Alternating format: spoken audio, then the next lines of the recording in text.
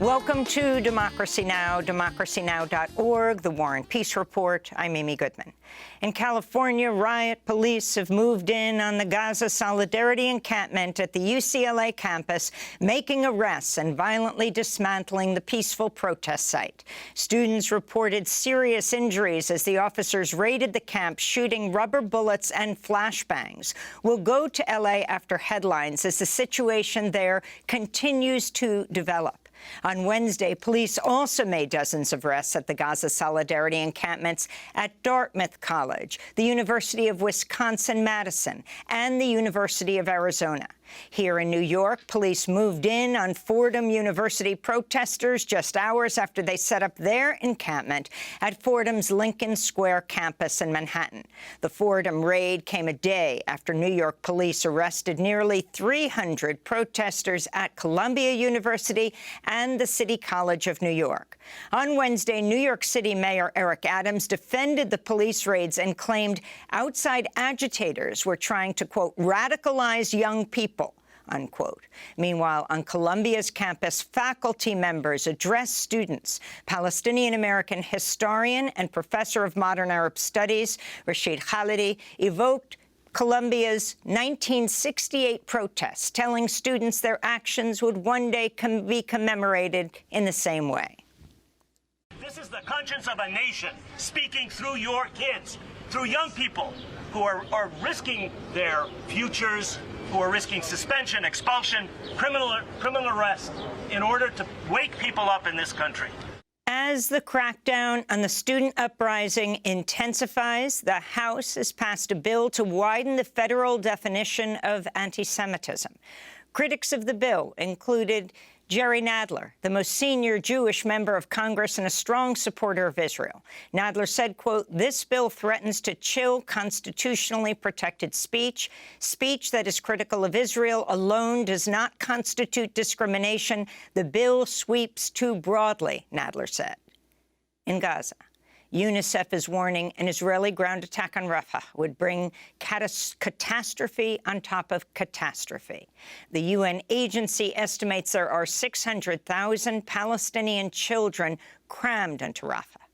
On Tuesday, Israel's finance minister, Bezalel Smotrich, called for the total annihilation of Rafah and other Gaza cities. While negotiations continue over a temporary ceasefire, Israeli Prime Minister Benjamin Netanyahu told U.S. Secretary of State Antony Blinken Wednesday Israel will refuse to end its assault on Gaza as part of any deal with Hamas to free hostages. This comes as aid deliveries for Gaza continue to come under attack. Jordan's foreign ministry has accused Israeli settlers of attacking two Jordanian aid convoys carrying food, flour, and other aid. Meanwhile, humanitarian aid has passed through the Erez crossing for the first time since October 7th, but aid groups say Israel must allow in far more aid as Gaza faces famine. Back in the United States, city councils in Boston and Tacoma City, Washington, adopted Gaza ceasefire resolutions this week, while the Bloomington, Indiana City Council overrode their mayor's veto of its ceasefire resolution. In California, Richmond City Council voted to divest from Israel. Last week, Hawaii's House of Representatives passed a ceasefire resolution, joining the Hawaiian Senate, which passed their own resolution in March. Meanwhile, Bloomberg is reporting the U.S. and Saudi Arabia are nearing a deal to give Saudi Arabia new security guarantees and access to advanced U.S. weapons. Diplomats say this could lead to Saudi Arabia and Israel establishing diplomatic ties.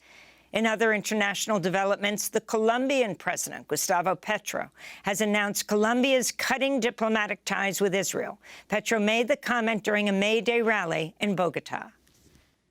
Creo que hoy la humanidad toda en las calles por millones está de acuerdo con nosotros. I believe that today all of humanity in the streets by the millions agree with us and we agree with them. It cannot be the times of genocide, of the extermination of an entire people can't return before our eyes, before our passivity. If Palestine dies, humanity dies, and we will not let it die. Colombian President Petro's announcement came as May Day rallies around the world expressed solidarity with Gaza and Palestinian workers. Here in the U.S., some members of the United Auto Workers called on their president, Shawn Fain, to rescind the union's endorsement of Biden over his support for Israel. As a UAW member and as the president of my local, UAW must use its political power to put teeth into their call for a ceasefire. UAW must revoke endorsements of these politicians if they want to make good on their call for a ceasefire. The UAW has endorsed a ceasefire. Tens of thousands of students and workers joined May Day protests in New York. In the Republic of Georgia, a parliamentary session has been canceled as protests swell in the capital, Tbilisi, against what's known as the Foreign Influence Bill. Critics say the bill uses Kremlin-inspired measures to crush dissent and moves Georgia away from Europe and closer to Moscow. The bill, pushed by the ruling Georgian Dream Party, is just one vote away from passage. Police have deployed pepper spray, tear gas, water cannons against protesters near the parliament. Kenya's president Tuesday ordered the nationwide evacuation of all residents living along riverbanks as the country continues to be devastated by massive floods. On Monday, at least 50 people were killed after a dam burst in the Rift Valley, with torrents of water and mud gushing down and destroying homes in its path. Large areas of Kenya have been devastated by flooding over the past 2 months, killing some 170 people. Flood survivors describe the chaos. When I opened the dining room door, the water gushed in and made its way through the kitchen. That is how I got out of the house. My husband was forced back into the house by the water, and by that time, the house had already started coming down. He managed to quickly maneuver and get out. My daughters, who were in the next room, were swept out of the house by the force of the water. Reuters reports 10,000 people have lost their homes in Nairobi alone due to floods. A former employee of Spirit AeroSystems who blew the whistle on the Boeing supplier's manufacturing and quality control issues has died. 45-year-old Joshua Dean died of a sudden illness after he contracted an MRSA infection and pneumonia. Dean had accused his former employer, Spirit AeroSystems, of firing him in retaliation for speaking out against the company, including in a shareholder lawsuit last year. Spirit AeroSystems built the door panel that blew out of the Alaska Airlines 737 MAX 9 in January. Josh Dean's death comes 2 months after Boeing whistleblower John Barnett was found dead of a self-inflicted gunshot wound shortly after giving evidence in a lawsuit against Boeing. Arizona's state Senate voted Wednesday to repeal its 1864 near-total ban on abortions after 2 Republicans joined their Democratic colleagues. The House already voted for repealing the Civil War-era ban last week, and Democratic Governor Katie Hobbs is expected to sign the bill into law, thereby reinstating a 2022 law that also bans abortions, but after 15 weeks of pregnancy.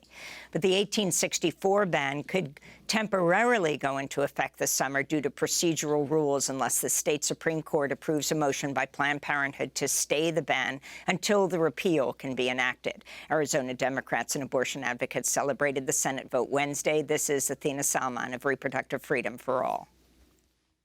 Taking our anger and frustration straight to the ballot box this November and voting for reproductive freedom for all. And first and foremost, that includes flipping the Arizona House and flipping the Arizona Senate so we can protect abortion rights in the future. The United Methodist Church overwhelmingly voted to overturn its 40-year ban on LGBTQ+ clergy Wednesday. Delegates at the UMC General Conference also voted not to penalize clergy who ordain same-sex unions, effectively allowing same-sex marriage in the church. The historic move caps off a years-long struggle to end LGBTQ+ discrimination within the church. Over recent years, around a quarter of UMC congregations have split from the church over its acceptance of LGBTQ rights. And President Biden announced another $6 billion in student loan relief, this time for over 300,000 borrowers who attended the art institutes. Biden said the now shuttered group of for-profit colleges, quote, knowingly misled students and cheated borrowers into taking on mountains of debt without leading to promising career prospects. The Biden administration has now canceled $160 billion of student debt for some 4.6 million borrowers since the Supreme Court blocked a plan to cancel over $400 billion in federal debt. And those are some of the headlines. This is Democracy Now!, democracynow.org, The War and Peace Report. I'm Amy Goodman. And I'm Nermeen Sheikh. Welcome to our listeners and viewers across the country and around the world.